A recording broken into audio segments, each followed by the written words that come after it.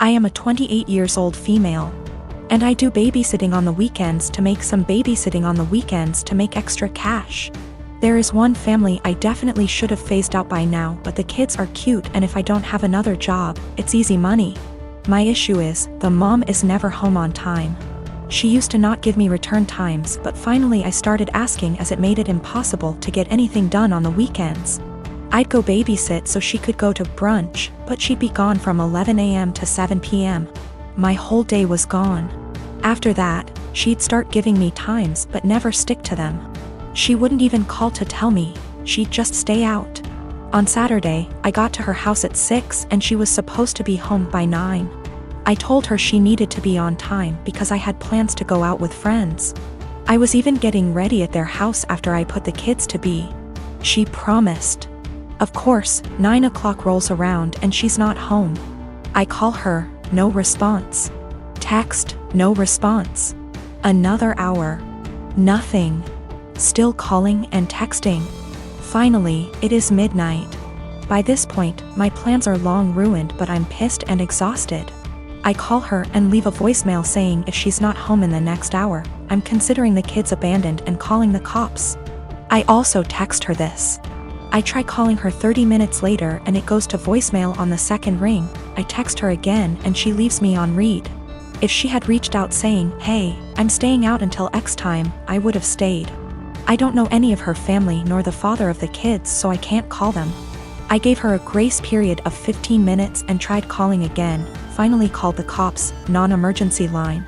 They showed up and I showed our agreement in text from earlier in the week confirming that she'd be home by 9. They tried contacting her, didn't answer. I was dismissed and they took the children to the police station. I go home and go to bed. I am awoken at 3 a.m. by a frantic call. It's her. Where are the kids? Why am I not here? I tell her I followed through on my threat, check the police station. She cursed me out, I hung up and went to bed. The next day, she sends me an essay saying the kid's father was called and there's a DCF investigation launched against her. She called me every name under the sun, but I didn't think I was wrong until I spoke to a friend with kids. She said I should have just waited it out and refused to ever sit for her again. She asked if her potentially losing her kids was worth me being petty. Me, nurse.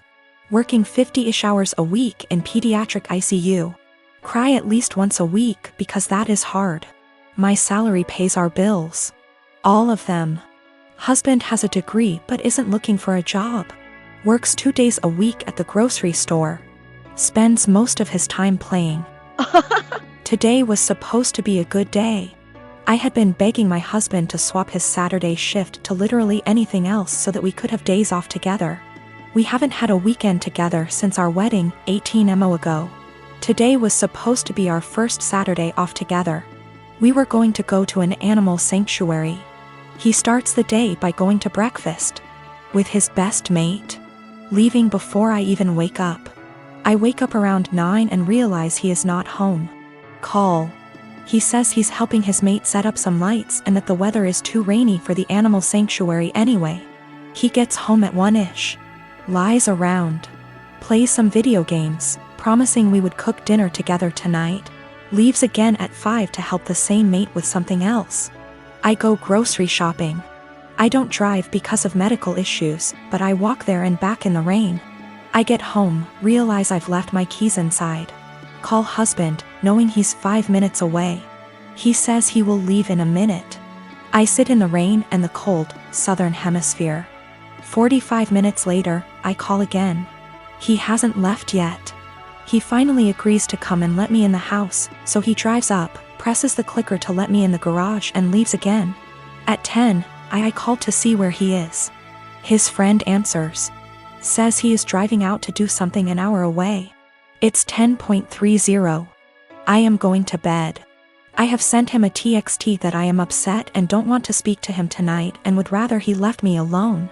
As far as I am concerned, if he can't value me more than his best mate on the first day off he and I have shared in a year and a half, he can go sleep in his bed instead. By the way, his friend doesn't work, so they hang out all the time when I am at work. He is going to be upset. And he is gonna tell his mate, and his mate is going to tell him I'm being a. I am 26. We weren't always like this. I don't know what changed. I'm fairly confident he's not having an affair, and I fully intend on talking this through, but at a time that isn't 4 a.m.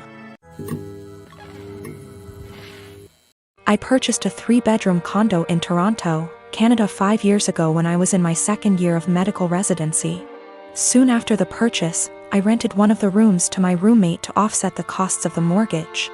I live in one room, she lives in the second, and the third is my study/office. She has been a great roommate from the beginning.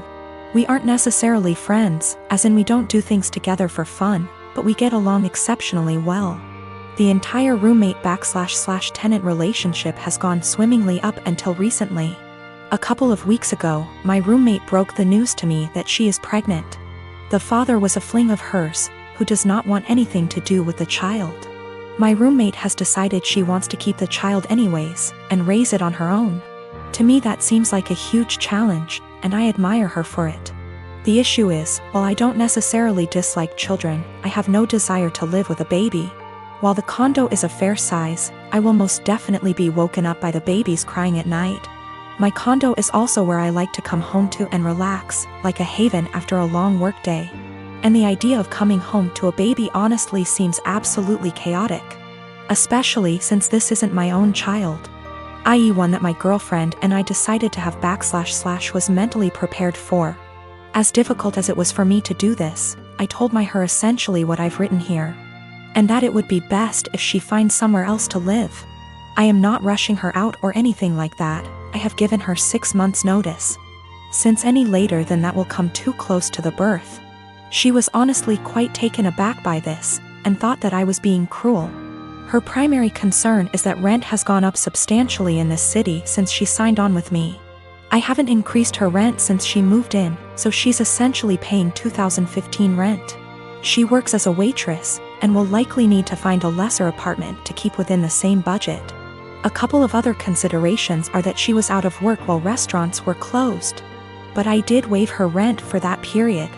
All of the furniture is also mine, aside from her bedroom, so she would need to figure something out on that front as well.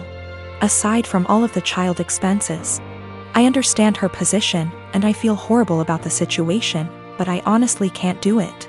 I haven't been able to give life much thought lately, as work has been quite busy. Firstly, I have a friend in real estate, and I'm going to see if they can help her try to find some affordable listings. Secondly, as I don't plan to take on another tenant after her, and can afford to do this anyway, I have decided I'm going to waive her rent for the remainder of the tenancy. This will hopefully give her a bit of a boost to get on her feet. I consulted an attorney to be 1000% sure, and this is perfectly legal. Since I live in the unit, the eviction laws are much more lenient. Her baby will become a toddler, and a toddler eventually becomes a school-age child. Will it really be any better to do this later on?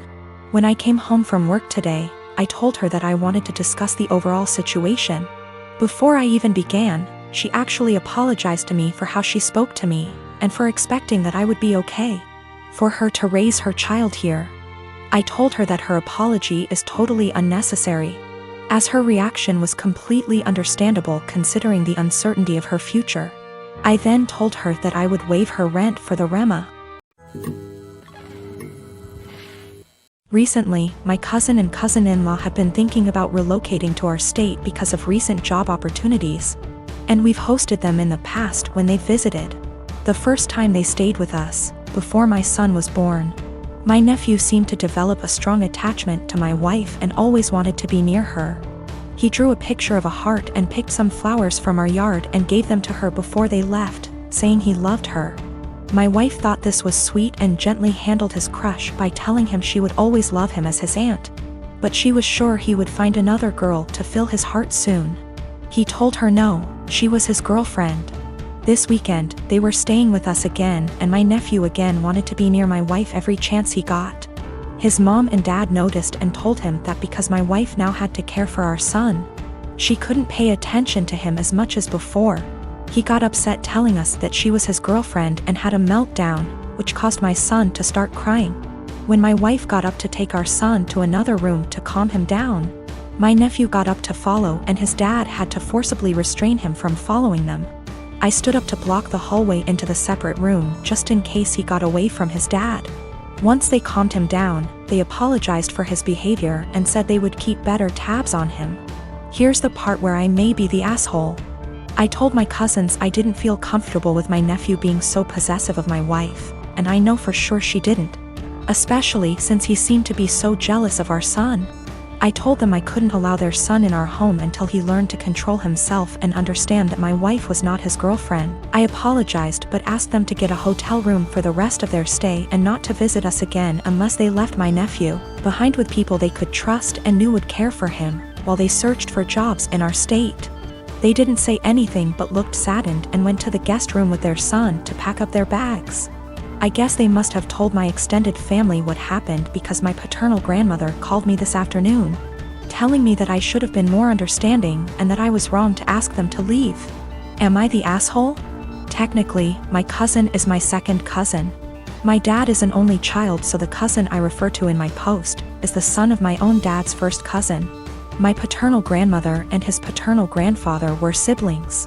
I'm not sure if this is correct, but his autistic son would technically be my third cousin. The reason I refer to him as my nephew is because he's the generation after mine in our family tree, and it's less of a mouthful to refer to him as cousin X removed. A lot of people have posted that it's not correct to refer to him as my nephew, but to be frank, I don't care. And my family's never followed this traditional genealogy nomenclature. Without being specific, in the western state I was born and grew up in, it's not uncommon to refer to even close, unrelated adults as uncles or aunts. I call him my nephew because my cousin and I were close, and I still hope to have a close relationship with him if at all possible. Though I don't know how after this situation. Some have asked if I was jealous of my nephew calling my wife his GF. The first time, I thought it was amusing and was surprised that he had any romantic notions towards anyone, let alone my wife. Remember, in my mind he's my nephew and I never thought of him as anything other than a large kid because of his developmental delays and normal, for him, childlike behavior.